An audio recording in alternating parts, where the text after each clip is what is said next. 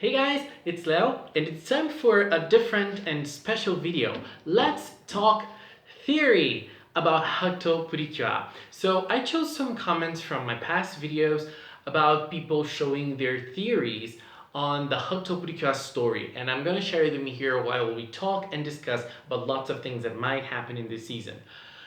Two disclaimers. First one, obviously everything's theory, so we don't really know what's really gonna happen. So I'm not really gonna say there's spoilers. But disclaimer number two, this video has spoilers because we know the identity of two future cures. We know their names, we don't really know their identities. So we know their names, we know they exist, so if you don't want to know about it, jump into other videos, let's discuss the episodes themselves and not really what's gonna happen. So, okay, I chose 4 different comments to read here and so that we can discuss, so we can talk about, and I'm gonna read them until then we can discuss a little bit about what they say and their predictions. The first one is this one, and it says, "Here's my theory. HUGTTO was originally a pretty-cure. She might have been aged down as a result of using too much power or something, and Harry was her fairy partner, which is why he may have been too reluctant to provide proper lore and why HUGTTO was initially unnamed." This is so important. Maybe they need HUGTTO to replenish Asupawawa with the Cure Pone and the Midai Crystals in order for her to grow up again. And maybe that's why she tried to go towards the Oshimaida in the episode and in the opening. She still retains some memories and thinks she can fight. That would also explain why the villains are upset she got away. She also has a precure tiara on her head, so what other reason for it would there be? This theory is very interesting, and I love the idea of analyzing the fact that Harry didn't name HUGTTO at first. That's a very important thing that I kind of overlooked when I watched the first episode, because this is something basic. I mean, someone having a name is basic information, and Harry doesn't give HUGTTO a name, and HUGTTO is named by Hannah. So this is something really big. I think this is a very interesting theory. So let's check out other ones because we have lots of different ideas. I love this about HUGTTO so far. So Anime Girl 169 has this theory. "I have a theory that Harry, HUGTTO, and the villains are from the future. The villains have a futuristic-like base, and the blonde villain had like a tech device to detect energy. Also, Lulu, the purple villain, is likely an android, which would be from the future. The big bad villain says to destroy the future, and what better way to destroy the future than to destroy the past and make the future never happen?" I mean, this is a basic thing in stories that have time travel.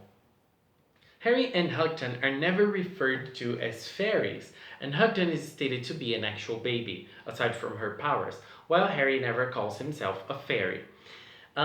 Another interesting thing, because fairies are a thing in Precure, and it's interesting because in other seasons we've seen fairies that don't look like fairies. They call themselves fairies in a very proud way, so they're proud to be fairies, and Harry, he doesn't really seem to be one, at least comparing it to the other seasons. Also, at least with the subtitles I had, Harry was shocked when he discovered that animals couldn't talk and told Hannah to get with the times, as if talking animals were a natural thing where he's from. So yeah, Anime Girl also talks about the blonde villain. "The blonde villain was already expecting a precure. Perhaps it's because from the future there are precure. Maybe future Hannah sent Harry and HUGTTO to the past, and he knew they existed in the past."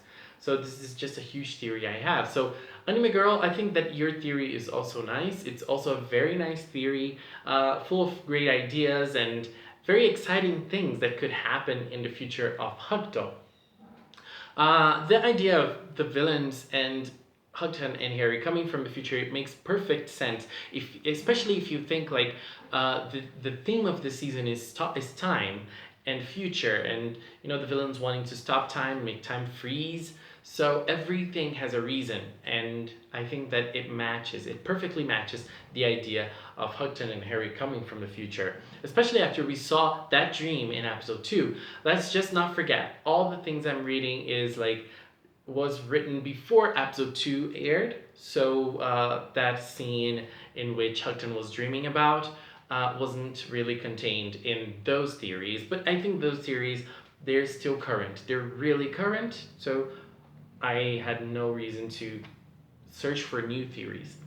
Anyways, Stormy Boy with the next theory said, my theory is that HUGTTO is somewhat like Chibi Chibi from Sailor Moon Sailor Stars.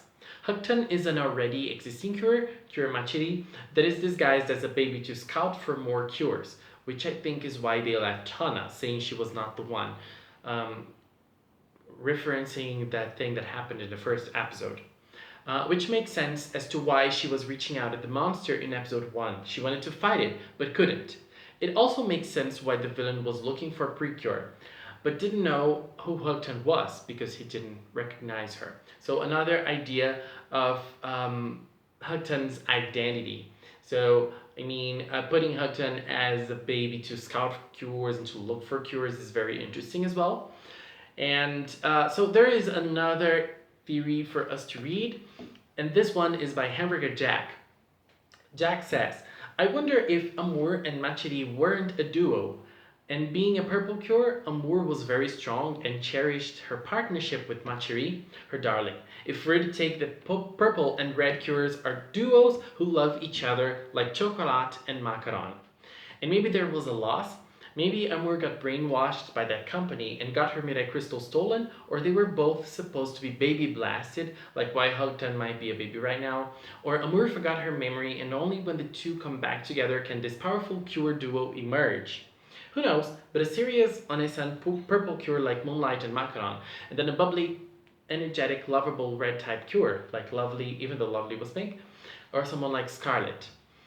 Having an older or stronger outer senshi-like duo a la Sailor Moon is something new to Precure in that sense. Yes, all the senshi were a team, technically, but you knew by the moves and the music that when Uranus and Neptune were on the scene, it meant something.